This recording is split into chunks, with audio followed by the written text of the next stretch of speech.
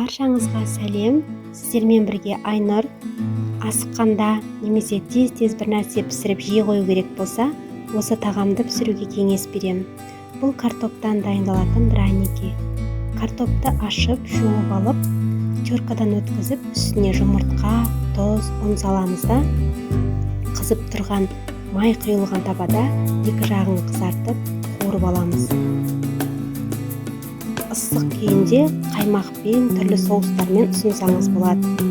Кешкі ас түскі асқа идея керек болса, менің парақшама жазылып, қарап жүрсеңіз болады. Парақшама жазылып, лайк, комментарий жазып қолдап отырыңыздар.